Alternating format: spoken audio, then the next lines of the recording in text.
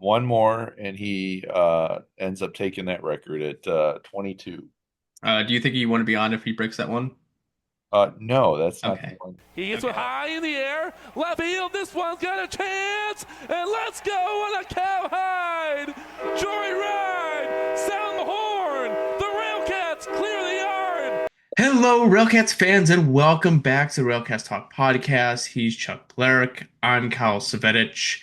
And Chuck, going before the season on Friday, I was like a little kid when I asked my mom if I could get McDonald's, and she looked at me and said yes. And we went and got McDonald's. And then after the series, I feel like a Vietnam War hero who is having bad flashbacks of what Nam was like. You predicted a sweep. We got a I, sweep. I did. Wrong way, though, right? Wrong sweep. Uh, Um, yeah. Before we get into the your thoughts and my thoughts, I'm gonna run through the games real quick. Game one, Railcast lost 5-4. Game two, they lost 3-1, and then today they lost 4-0.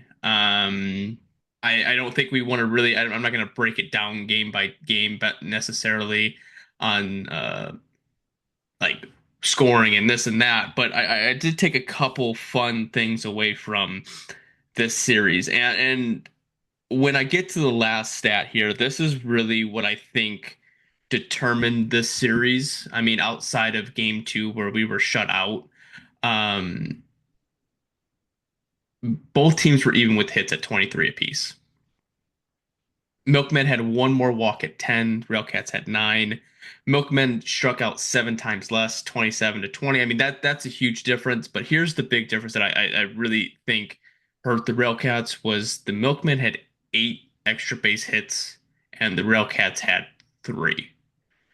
And you can't there when you're going through some of these games, there's times where Milwaukee had two outs with a runner on second and they would hit a double, and that's where that run was. So there has been plenty of opportunities where the Railcats were on base. I didn't go through all. I'll go through that a little bit later, but when you look at the runners left on base, the first game 11, second game was a 5, and then today was another high double digits, I believe, 12 versus 6. Like that's been the factor, and I'm sorry to say, but that was the factor last year. Uh, I know, Chuck, you're sitting there hitting the panic button really quick. Um, I quite am not there yet. Yes, did we lose 3 games in a row and we set it off the year again, getting swept? But the pitching feels different. I know we may have a disagreement in the first game, but the rest of the games, I felt like pitching was in control and the offense didn't show up. That happened how many times last year? Right. uh, there was plenty of time, and realistically, there wasn't horrible like the one bad inning that everything blew up. Yes, did we lose 4-0 today? Yeah, but it didn't really feel out of control. If that makes it's not like there's one of those games where it blew up and all everything got deflated or whatever the case may be. Chuck, I want to hear your thoughts on this series. Um, well, I yeah. Uh, First game, I don't think that you put Hull in when you did. The reason why is because you know what you're going to get with Hull, even though the argument is, well, he had a really good preseason. We feel like that would work. My thought is now's a good opportunity to get somebody new in there, and kind of, test out what you've got going on with these other guys. Bring them out early, um, see where they're at, playing live games. Like, I no, I I I have one argument to the Denton Hall, right? oh, all right, The argument isn't what he did during the regular or what he did during preseason. It's what he did last season in high pressure situations. Andrew Mild mentioned it on the broadcast. His numbers are significantly a lot better when the game is on the line versus when it's not. Yes, did he lose the control he had. I forget who it was. He had him up 0-2 and he ended up walking him. But if you look at Denton's numbers from last year, at the beginning of the year they were rough. But you bring the numbers throughout the course of the year, they ended up minimizing. Right. Realistically, he didn't get tagged. He didn't get tagged with the run because Jacob did come in, and then you had Cooper Edwards and Jacob got their signals mixed up and it classified as a pass ball. So if the signals get mixed up, I don't think there would have been that big of an issue. Right. You were at the 2 out mark and he gave up the double. So like I can understand giving up the double and pulling him, but at that point I would have rather seen Denton finish that outing. And because I think we would be at two different levels here because if Denton was able to get out with the guy on second, you may look at it differently, but then you took him out, then you had the pass ball, and that's what scored the run. So it's like one of those situations where No, I understand what you're saying. I'm not saying you don't bring him in because he's going to blow the game or anything like that. What I'm saying is you don't bring him in because you already know what you have with him. yeah, but Bringing is the another argument guy- go ahead. is the argument more of the fact of you know what you're going to get out of him and you know when he's been in these situations you're trying to get the win, you're trying to get a win, like that's the whole point, is trying to get the win right out of the gate. I understand taking the first 8 days of the first week cycling people in, and we'll get into that conversation, but I think you wanted to start out the year with the win, so you would rather go with someone that you've already known that can do it. It Yeah, just didn't work out. I'm I'm I'm I'm on both sides on that. I absolutely think you should go for that first win. I think that first one was very important. But I don't know that you didn't put your best bullets in. I understand, hey, high pressure situations, but we had hopefully five other guys in the bullpen that also can handle high pressure situations. That's why you've got them there, right? So that's kind of my thinking is I wouldn't have brought him in there. I know that it was a lefty lefty matchup is the reason why he was brought in or something to that effect, and I don't know that that's necessarily working for us when we do that. So that being said, that was first game tight, Hmm. nice. You really didn't know which way it was going to go. Loved the home run by Barron, Yep. but I kind of feel like that, it was Hmm. like, is this going to be a Sam Abbott situation Hmm. where, Sammy's first year, it was, every six and a half at bats, he hit home run, but a lot of strikeouts. Yep. So hopefully not, right? And after talking to somebody, they said, that kind of was the worst thing that could happen for him Yep. was he hits that home run, and then every at bat he's like, I can do it again, I can do it again, and not being very selective. So hopefully that gets changed up mentally a little bit there. Uh, didn't like game two. Um, we once again threw out some players that were new, right? Guy makes a huge error in center field, makes an error throwing the ball, or the guy, getting cut off, getting the Hmm. ball. We wind up giving up an inside the park home run. Um, and I think that this is a little bit of the difference here. Okay. Um, that was a routine, for the most part, a routine hit to center field. Okay. Yeah, it was a little bit of a leg work to get there, but um, I don't know who hit it for Milwaukee, but that guy never stopped running. It wasn't a, hey, I got a routine. Let me see if I can squeak out a double. Hmm. Was a, I'm not going to stop until I know I have to stop. And I don't think that we do that. I think that, going back to what you were saying, extra base hits. These guys were, hey, we're going to force them to make mistakes. And we were, hey, I made it on base. Let's be happy. That was kind of our mentality a little bit, or so it seemed. Um, and I think that maybe there's that respect factor out there from us is that, hey, we know you're going to make the play, so we're not going to try to stretch it. And for them, it's like, hey, we don't think you're going to make the play, so we're going to make you stretch it.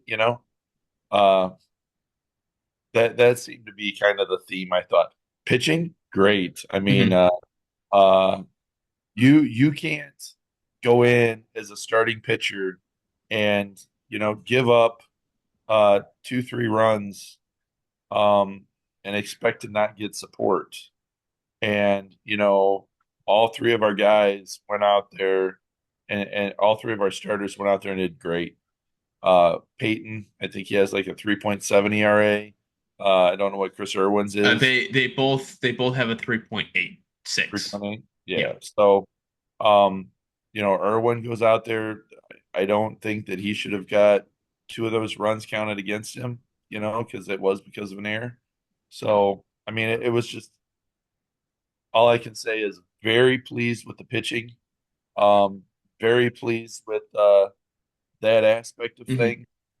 Um, I think that we're just ironing out what the lineup's going to look like and who's going to play where.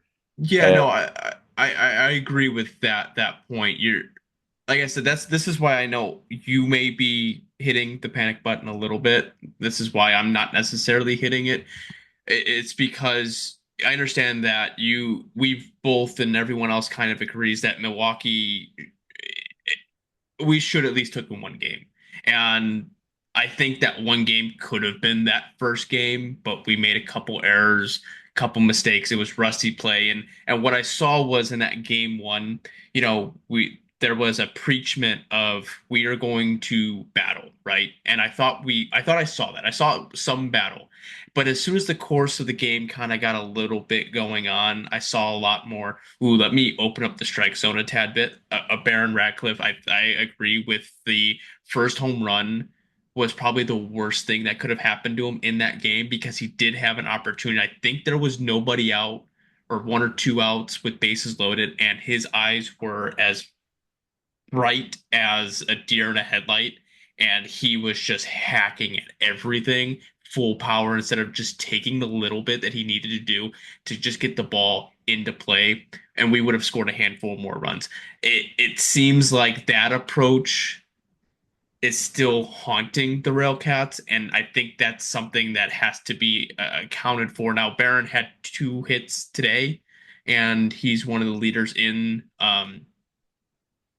the batting average total. So like I think maybe give him a day to sit, yep, go through it, bring him back in, and I like that you bring back an LG because I don't think Gallon is a guy that I would want in the outfield in general because if you take an account, I understand that the Milwaukee wind area really wasn't helping the situation in some areas, but that first ball that was hit to him, he kind of made like a over the head to the side, almost falling catch because he couldn't yeah, read the ball correctly. And I that's something I don't want. And it did end up hurting us later into that game because he probably just misread a ball. You take it back to the Hoover situation in the first game. He makes that error. It leads to 2 runs that get tagged on to DNA, and it's just like, man, if that didn't happen, yep, this game would be different. And yep. that's stuff that I can live with. This is Oh, absolutely. This is rusty play. This is, mhm, hey, first of all, balls cold yesterday. Everybody wearing, I was wearing my zip up mhm. with a blanket. The guys had masks over their face. I mean, it was cold, right? And still no excuse, but whatever. Gonna have tough play. The first game, little chilly, not terrible. Uh, Still, we got 4 errors so far, and Mhm. I believe in those 4 errors, all four of them cost us something. And so, really, I mean, these guys just all right out of our system. Let's see what happens. Now, here's the part that scares me, is that we're 0-3, and it's 0-9 as a reality going up against Cleburne. So, hopefully, things are backwards. They seem to be, with some of these other games that are being played, Chicago getting, knocked around like crazy for 2 out of 3 games. Some of these other scores are pretty high or pretty Mhm. crazy. So that being said, hey, maybe we keep it within range. Maybe these, kind of with Cleburne, I really don't have much faith in their pitching. They seem to have went bat heavy.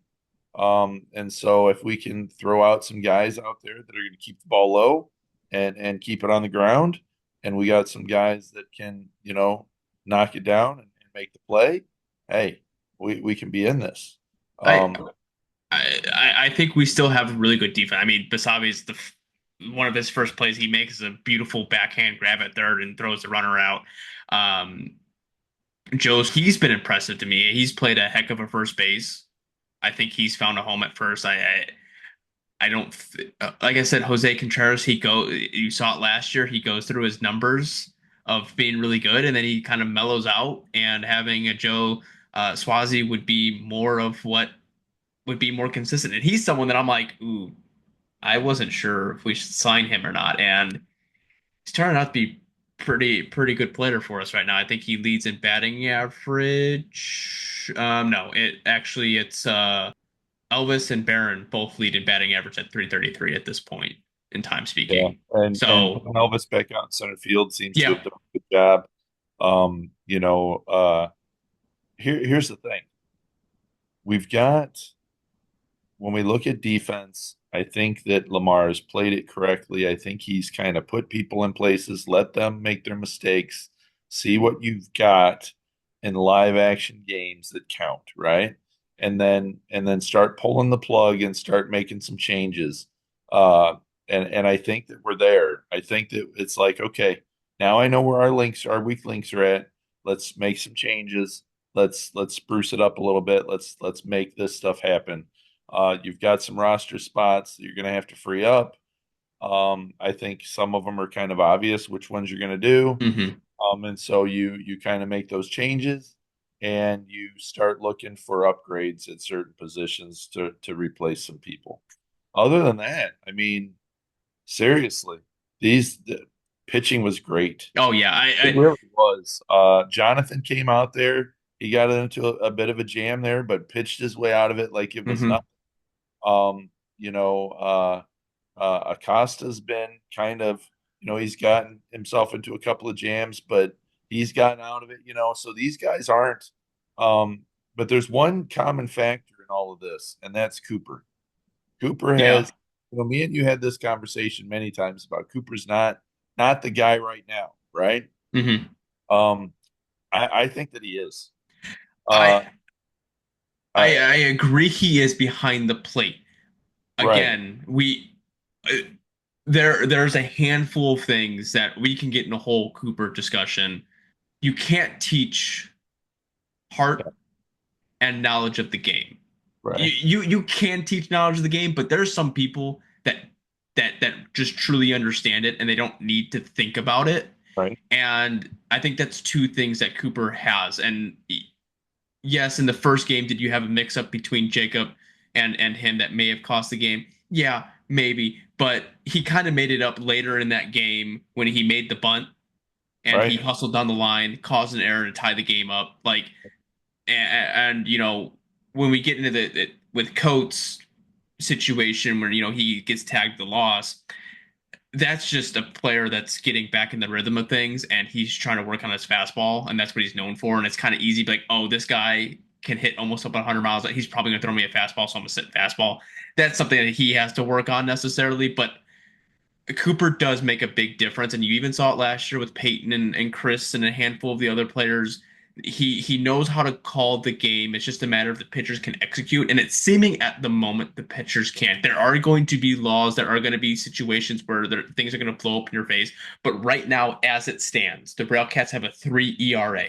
Like, if you were to tell me if we were going to go through the first 3 games with the pitching staff that we have now, I would have seen it more maybe 4 or 5 and not sitting at 3 right now. And this is momentum that you can well, keep utilizing. the reason why I say Cooper to me is the guy is if you go back a couple of years ago, there was a conversation that Lamar had with one of our catchers that said, the catcher was producing at bats. but he wasn't. It was, hey, I don't need you to produce at bats. I need you to call a good game. And so I feel like when it comes to Lamar's decisions, when he's looking at a catcher, he wants a guy that the Mhm. pitcher can trust that calls a good game. And it seems as though, um, with that 3 ERA, right, that Cooper's calling a good game. And hey, give the guy the shot. He threw out one of the guys, made an errant throw Yep. one of the times, but that's going to happen. Give him a shot. Let him go out there and do his thing. And hey, I'm on side Coop right now. I agree. And like I think the issue is that most people think that you can hit your way out of your problems, and you really can't. I mean, you see it all the time. King County and Winnipeg last year were basically top two in pitching, and who at the end of the day was there at the end. Right. It was those two. Cleburne loads up on their hitting. They think they're going to dominate, and they lose Chicago in the first round. You can't hit yourself out of situations. You obviously need the offense to win games, but the pitching staff is what is going to be more concerned to me. You're going to have games where everyone's just not there, just not hitting. Right. And I think this series just showed that, well, I should take a little bit. The first game was just a bit of bad luck and rust.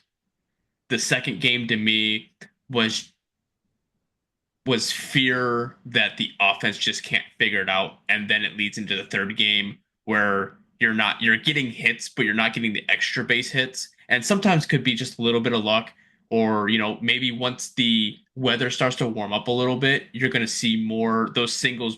The singles may turn into doubles, or the hard line drives that just land into someone's mitt might go over the top and go further. I mean, you see the power. LG is going to have the power. Barron's going to have the power. Nick Olsch, I think he is someone that I really enjoy watching. I'm glad he's having the numbers that he's having right now, because he just seems to take the ball and put it the other way when need be. And Elvis Peralta, he's kind of shocked me a little bit. He has a bit of that.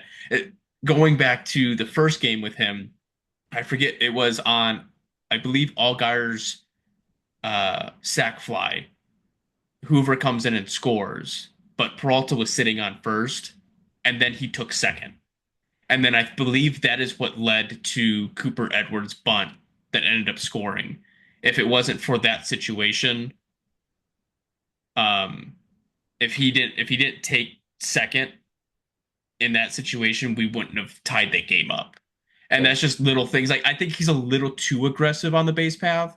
I know he got caught stealing on one player. I'm like, why did you take off? I think if Basabi fell into that situation too, it's kind of like, we kind of need the beast runners. You don't need to be taking. Yeah. But I'll take the aggressiveness over being passive. I don't want a. Well, there's a time to be aggressive, and there's a time not to be. Okay, and you have to understand the game situation. You got to understand the different pieces that are going on.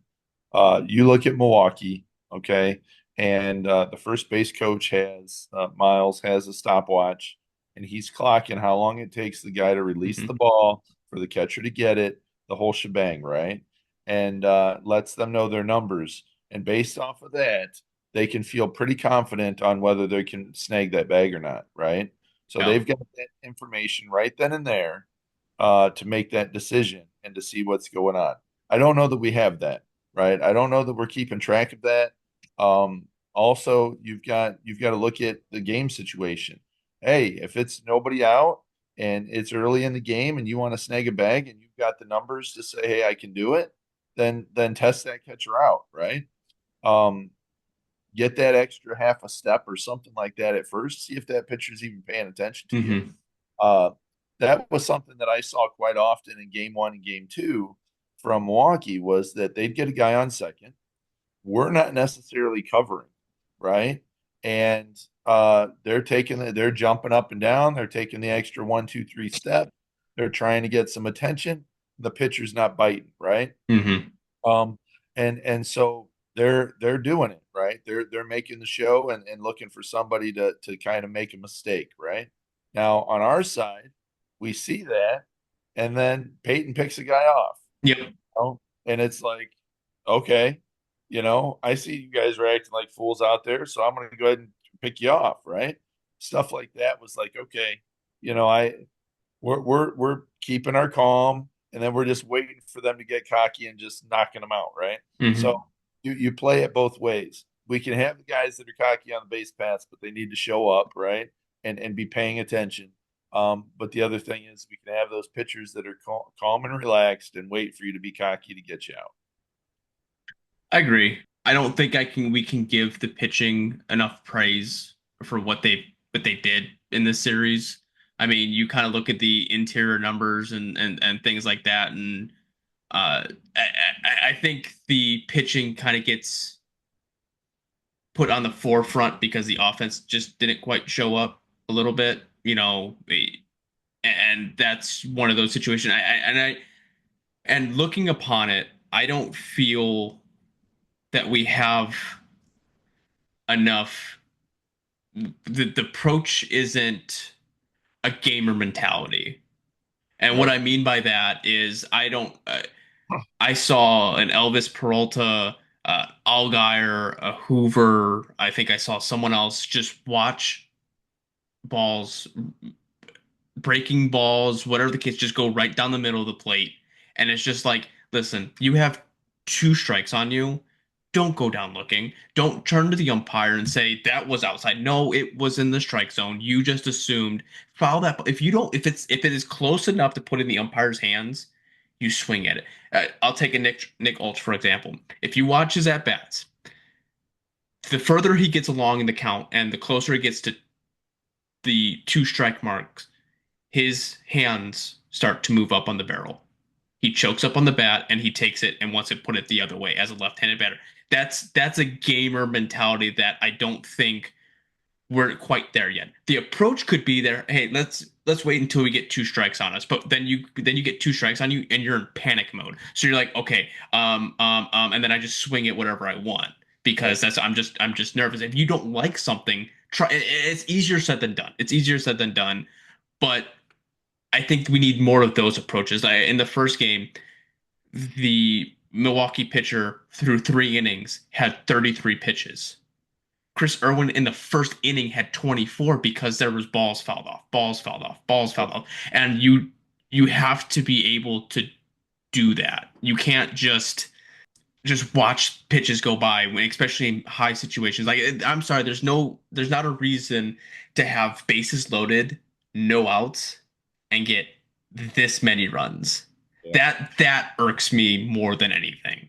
Yeah. That's it comes down to a big part of it is we have to have a complete lineup. Hmm. We have to be able to count on the guys up and down the lineup to be able to make a play, to be able to you know, bunt the ball down or something, right? We did have a play where we bunted the ball and it cost us. Hmm. It wasn't, we were first and second with no outs, I believe, and we bunt the ball, but I don't think that it was. I don't think the runners were aware of what was going to happen.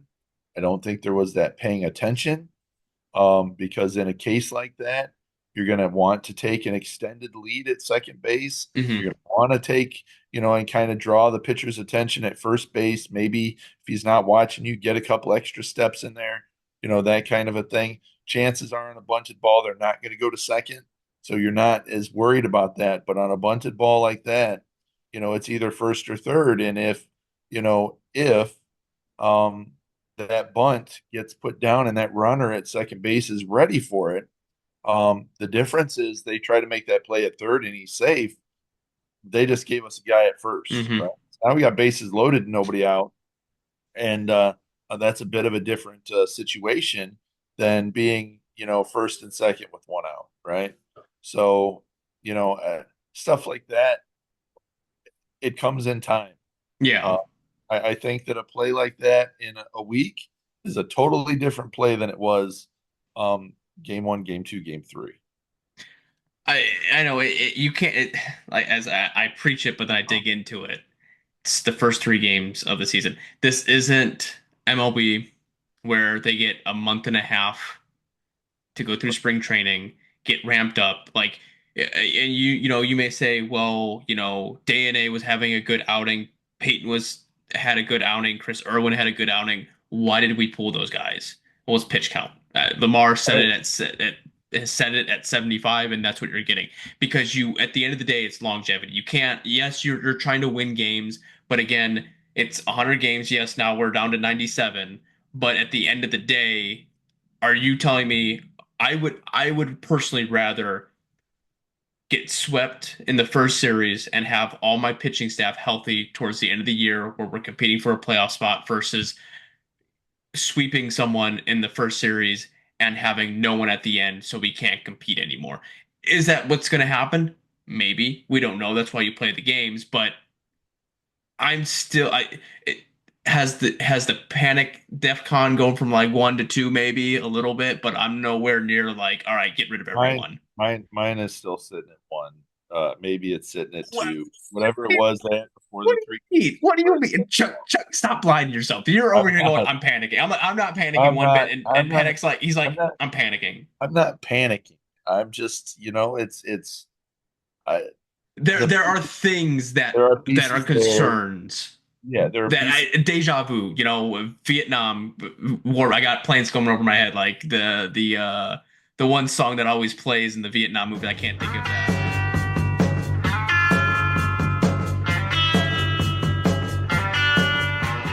Here's a couple other things that let's talk about some other stuff. So Chris Irwin with his loss on game 2 is now tied for the record for most losses in the for the team in a career, right? One more, and he ends up taking that record at 22.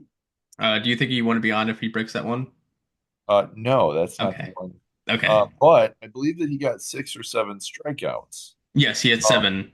and 7, okay, and he was, I believe, like 40 away from, like 46 away from the record. So there he goes inching towards that one. That one to me is a very nice record to have. Most strikeouts for a pitcher. Um, if you don't have it there, I have it available to look up. Well, the issue is they still haven't released the 2025 They media guide. have. They I have saw. where I grabbed pictures of it and then it disappeared. So the answer is for strikeouts, 298 is the record. Charlie Rosario, Chris had 256. So if we add 7 of there, it brings him to 263. So that gives me another 35 to tie, 36 to make it. That's exciting for me. Game started. Uh, the game on the second game when Chris came out there, that moved him up to tie for third place with 53 starts. The record is 65. There's a very good chance that he's going to wind up breaking that record. I don't know what I think his innings is around 250 or something like that, 260. That he's too far away to get that record. So all said and done, lot of good stuff to look forward to when it comes to Chris. Um, there we go. yeah. Another fun fact. So not all the time do I get to listen to the RailCats on Mixler. Um, but I was driving home and I caught the last inning. And you know how when you watch other professional league, professional teams, TV or radio side, they have like the uh the players say like, "Oh, I'm so and so, and here's the call sign for the radio station." Well, they were doing that today.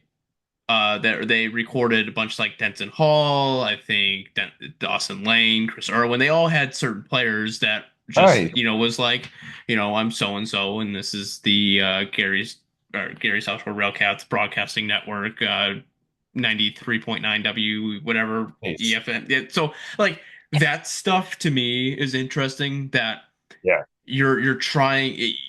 You talk about. We talk to Joe and we say, hey, how do you run the organization? He goes, well, I want to run it like a professional baseball team. And you're starting to see little things like that it may not be a wide variety of people that will hear that, and I don't know if we'll hear it on AATV if you're not watching it, um, if you're not at the games, because they do the home broadcast commercials and they won't do the away broadcast commercials. So I'll be interested to see if that's going to be a part of it and if there's going to have a video um, montage sort of deal, if it's the players saying something that'll be Right. interesting to me on that front. But then it got me also thinking like, well, if you're gonna run it like that, well, we may have to start covering it like that if that's the way you want to roll. Like we're gonna have to be a little bit tougher. I want to be a little critical of some stuff that I did see this weekend.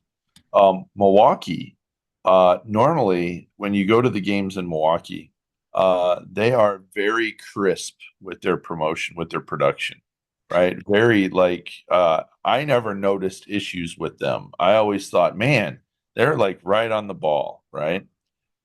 They were as far away from being on the ball as possible these 3 games, or to the 2 games that I was Mhm. at, to the point that they held up a couple of the starts to the inning because, um, still have 20 people on the field, still picking up tennis balls and stuff like that. Just stuff that you forget um, at the beginning of the season that other teams are having. So when you go to our games and you're like, man, why are we struggling so much? You realize, no, it's actually everybody trying to get on the same page at all the different teams, right? So, that's something that I noticed. And coming from that guy, that announcer guy there is an absolute professional. He's a Mhm. great guy. Seeing him have the struggles, right, was like, okay, this isn't something that's just tied to us. Everybody has these struggles at the beginning of the season. So, hey, we got that was something that I picked up on. Thomas showed up to Mhm. one of the games and he was like, man, the production here is just sucking. And I'm like, what? And then I started paying attention. I'm like, wow, we are, one of the games they had to have the kids come out and do something. And he's like, throw the camera, and he's, doing his thing, and the kids haven't come out yet. And here we are, 45 seconds into the break, and then finally the kids come down, and he's like, are these the kids? Oh, well, we don't have enough time now. So they had to cancel one of the things that they were going to do because they weren't ready. Stuff like that. It's like, okay, all right, these guys are under a time crunch. It's a fresh season, don't know what's going on. So, Yeah, kudos to you guys all putting this time and effort into things, and figuring out that game one of your homestand compared to game 50 of your homestand, the production is so much different. mhm. And it's like, wow. You kind of forget, or you kind of expect it to be good, and you forget how far along they've come. I have my own complaint with Milwaukee that I'm not happy about, and I had to put it on in Oh, social that's media. that's the other thing, is that for some reason, Point Streak wasn't keeping track of our game. Yeah, The so this is what I don't understand, okay? I understand there's been times where like they start point streak, the game live will work, and it just runs through the rest of the night. Like there's Yep. no ending. Like okay, that happens. Like I get that, but I have not once seen where the game did not start. There was no pregame. I can go on a whole slew of things that just irk me about what Milwaukee does, and it really makes me concerned that they're not running their organization the right way because I'll go into a slew of things here. Anyways, it should not take me to say, "Hey, American Association, why is this not working?" And magically, I hit F5 refresh, and guess what? It's right there. As soon as I made it, I waited about 2 or 3 minutes, and it's magically there. Second thing, I like to keep book, right? Every other team does a fantastic job making sure at least an hour, hour and a half before the game, they have their lineups in. Does Milwaukee do that? No, they say go screw yourself. You have to wait till point streak that kicks in 15 minutes prior, so I have to hurry up and write everything down. But no, I couldn't do that because they waited until 15 minutes before the second game to get it all kicked up and going, and then you go back and looking at the stats. It's like, oh, the first game ended in a tie. I'm like, no, it didn't. What is I know going I on? saw Who's that. running this right now? I So saw that's that. my biggest complaint is it is I don't care if you put it on a Word document or you put it in notes on your at least have something. Like it's one of those like, do people think that fans necessarily don't care that they you get to Right. know your players? Like how are you supposed to know? And here's one thing. The RailCats, they do a great job. The graphics, the graphic team does a very good job. But I like numbers. Put the I know. numbers next to the I players. know. Yeah. If you want your team or if you want your fans to know your team, you have to give them the numbers because Yep. that turns into there's not players across the back and the name's not there. Right. So you're gonna say, hey, So 53, who's so here's 53? what happened to me today is I'm watching the game on online and I see 29 and I'm like, okay, let me look at the lineup. Who's 29? I don't see anybody on the lineup. I don't see any numbers. So I'm like, all right, let me go into point streak. And then I'm like, okay, there's 29. All right, that makes sense. But it's Howie, I Mm-hmm. believe. Yep. And then I was like, okay, so Howie's in the game. I missed the first inning where apparently somebody had gotten hurt. So I'm like, Yeah, okay, whoever got hurt. yeah. So I'm like, all right, so Howie's in the game. I don't know where he was in the lineup because I had no way of looking to see what the lineup looked like. And I was like, okay, what is going on here? So there was a lot of, yeah, it shouldn't be this hard. We're making it a lot harder than it needs to be. But that being said, I think that hopefully this stuff gets ironed out pretty quick because guess what? This is showtime. And if you haven't put your time and effort into being ready for showtime, then you probably shouldn't be doing this. Chuck, I'll take a little fault in you not knowing what's going on because I do a pretty, when I'm actually watching the games, I do a pretty good job at least trying to update everything that's going on. So I understand the confusion. I wasn't able to update you on what was going on because I was at work. So I completely understand the confusion on that front. So What confusion was that? that you didn't know who Howard replaced, who Howie Oh, replaced. So like you're all confused and flattered that's because you your fault. didn't, It was your fault. it's all my fault. I was gonna. It's always my fault. This is me low key blaming you without blaming you, but now, That's and then do we have much left to go in this? No. Just want to go real quick that we have Cleburne for 6 games starting on Tuesday, obviously the home opener, and then that runs through Sunday, for the rest of the time. And they went 2-1, or 1-2. I can't. They went 2-1. Cleburne's 2-1. 2-1. Yeah, they played Winnipeg. Um, I think we both have our fears of Cleburne of them just launching the balls left and right into in the steel yard. The positive note is probably with it being a little bit chillier out. Hopefully the balls aren't going to travel as far. So it's going to be interesting to see.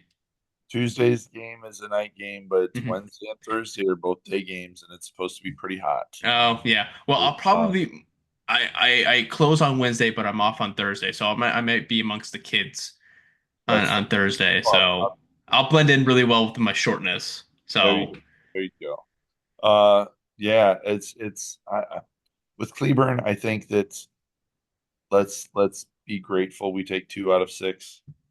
Um, to be honest with you, I think that 2 out of 6 for Cleburne is going to be a good movement. We take more than that. Hey, that's great. in the longevity of things, this is where the game inside the game itself. If we would have taken 1 game to Milwaukee or two, I would be fine with 2 or 6, 2 of 6. But being swept, we need to take 3 of 6 at least to make it look a little bit better. If you go 2-6, that yeah, it's gonna start looking a little rough. Oh, 0-9 is a reality. I mean, I'm not that's saying that it's not like and 0-9, and you're 1 game away from a tenth of the season being done. Just like that, right?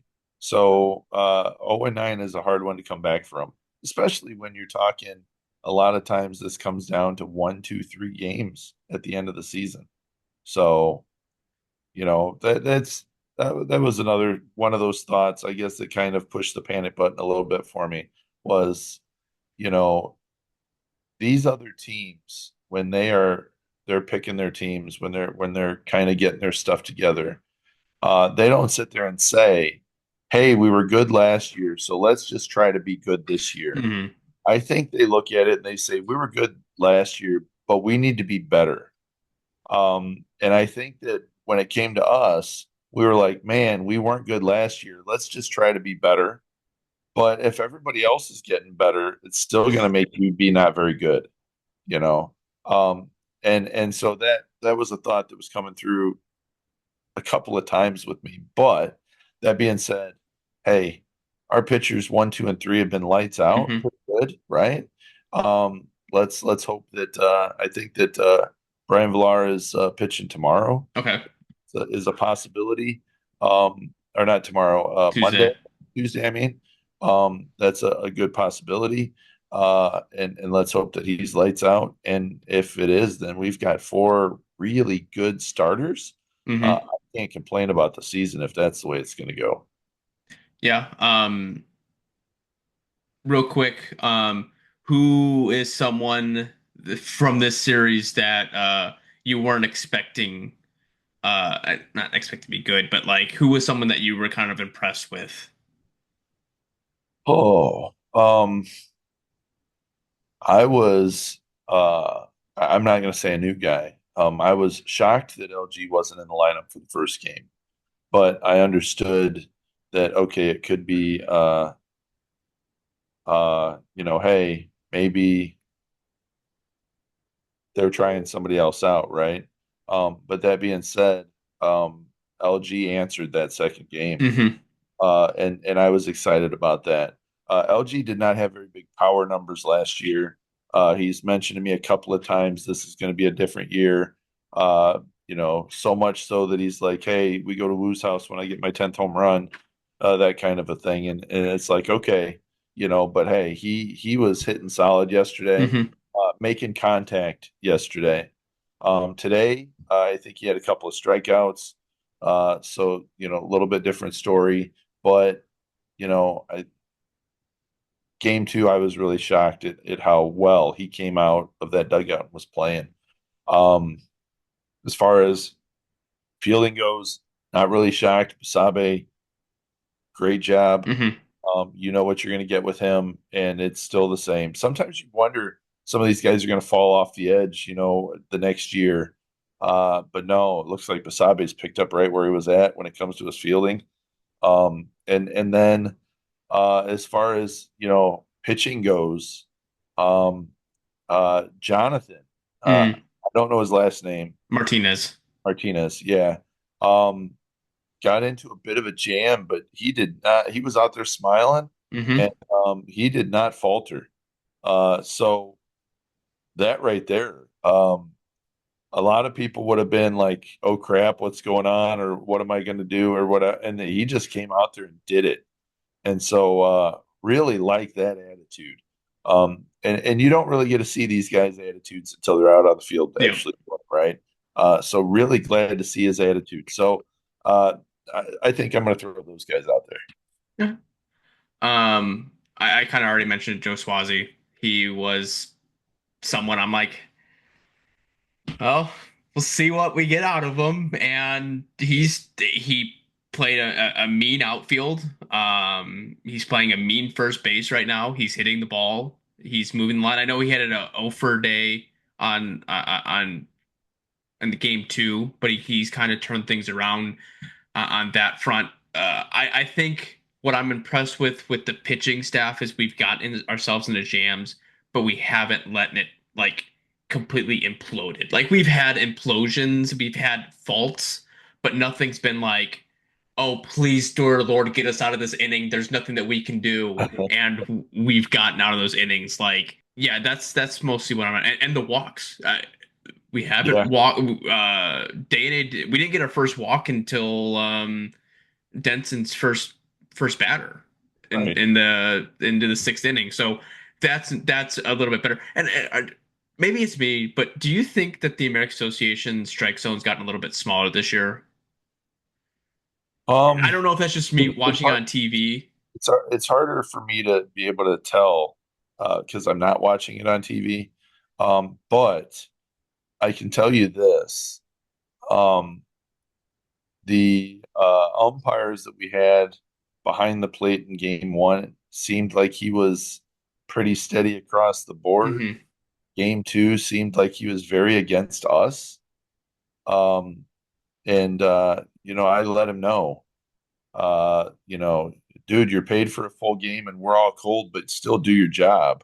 It seemed like it was very unreliable. We're getting calls against us that are 4 or 5 inches below the knees, and then we go up there and we put it in a teacup, and it's ball, and you're like, what the heck, So yeah, it's the officiating, the umpiring. I've heard other people are having complaints.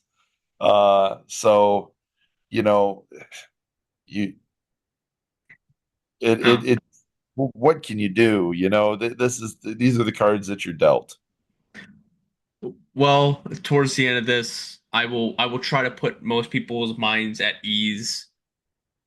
You know, batting wise, we're as a team batting at 228, not very impressive, but it's the middle of the pack of everyone else. That's is what it is. Pitching, our ERA is at 3, which is right now King County, Sioux City, Kansas City, and Milwaukee are all under 2, and then it's us at 3. So we're up in that portion of the pitching side of things. Um, I think that the biggest hindrance is those extra base hits, um, because we have 0 doubles, we have 0 triples, and we have 2 home runs. Yeah, The only other team that doesn't have any extra base hits, do you want to give a guess on who that might be? Lincoln, No, King County. in county. Oh King wow. County. They right now have the worst batting average, I believe. Yeah, or no, it's Sioux City. Sioux City has a 112 and King County has a 149. Okay. So but looking at Milwaukee, or not Milwaukee, Cleburne, their batting average is at 253 and their pitching ERA is at a 386. So if we can turn the bats around, get a couple more hits, extra base hits, we might be able to jump on their pitching. But we'll see on that front. Chuck, do you have any more a final thought before I wrap up the podcast? Tuesday, opening day. I want to do one plug real quick. Love Okay. the hat. We talked about the hat last podcast. I have gotten messages about the hat. They're like, do you think they'll have them at the game still? Do you think they're going to be sold out already? All that stuff. I think that they'll have enough hats to last us probably the first couple of homestands, but they're not going to be very long. I can tell you that much. So get your hats now before they run out. I know that there's a couple of people that have messaged me and said I ordered my hats already. So good job on that. Make it happen. If we hear or see any other cool stuff that hey is a must get, you must get it now type of thing, we'll definitely let you know. Okay. With that being said, I have nothing else. So I hope you have a good rest of your day, rest of your evening. More than likely, when this comes out, it'll be opening day or the home opener. So you probably won't be watching this at evening time, but afterwards you can watch it, catch up. But yeah, Go go Cats. Cats. The 0-2.